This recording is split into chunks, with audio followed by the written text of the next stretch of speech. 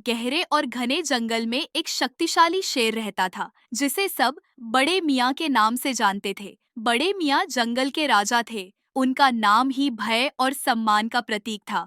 उनकी दहाड़ से जंगल गूंज उठता और सभी जानवर उनकी आज्ञा मानते थे। बड़े मियाँ के साथ एक नटखट शावक भी रहता था जिसे जंगल के जानवर छोटे मियाँ कहते थे। छोटे मियाँ बड़े मियाँ के प्रिय थे, परंतु वे बहुत ही शरारती थे। वे हमेशा इधर उधर उछलते कूदते रहते, चिड़ियों को चिढ़ाते, बंदरों के साथ मस्ती करते और कभी कभी बड़े मियाँ की भी नकल उतारते। एक दिन जंगल में एक अजीब सा डर फैल गया।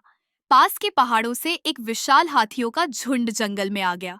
वे अपनी ताकत के कारण किसी की भी नहीं सुनते थे और हर जगह तोड़ फोड़ करने लगे। नदियों के किनारे हरे भरे पेड़, छोटे छोटे जीव सभी भयभीत हो गए।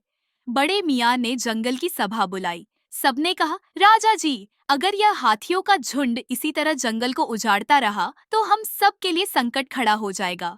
बड़े मियाँ गंभीरता से बोले, हमें धैर्य और समझदारी से इस समस्या का समाधान करना होगा। लड़ाई से कुछ नहीं होगा। छोटे मियाँ, जो हमेशा कुछ नया करने की सोचते थे, चुपचाप सुन रहे थे।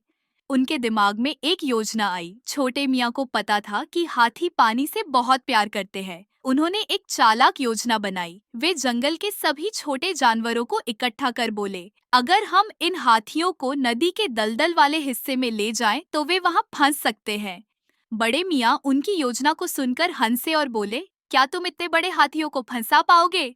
छोटे मियाँ मुस्कुराए और बोले, कोशिश तो करनी चाहिए बड़े मियाँ। उन्होंने तोतों और बंदरों को हाथियों के पास भेजा। तोतों ने जाकर कहा, अरे विशालकाय भाइयों, इस जंगल में एक गुप्त झील है जहाँ का पानी अमृत जैसा मीठा है। अगर आपको असली मजा लेना है तो वहाँ चलिए।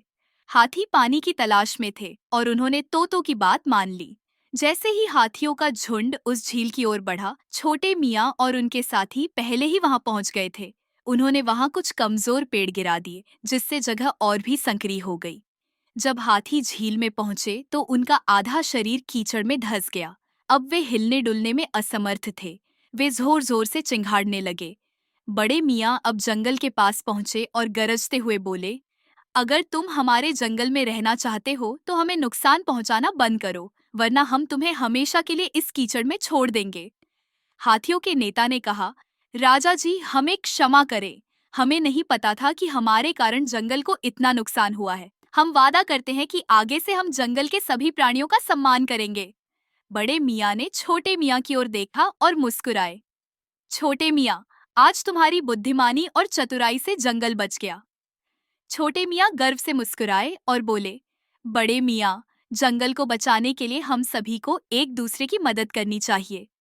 इसके बाद जंगल में एक भव्य उत्सव हुआ। सभी जानवरों ने मिलकर जंगल को फिर से हरा भरा बनाया। हाथी अब जंगल के सच्चे रक्षक बन गए। बड़े मियाँ और छोटे मियाँ की यह जोड़ी जंगल की सबसे अद्भुत जोड़ी बन गई। बड़े मियाँ की शक्ति और छोटे मियाँ की बुद्धिमानी से जंगल हमेशा सुरक्षित और खुशहाल बना रहा। इसलिए कहते हैं कि केवल ताकत से कुछ नहीं होता, अगर बुद्धिमत्ता और चतुराई साथ हो तो कोई भी बड़ी समस्या हल की जा सकती है।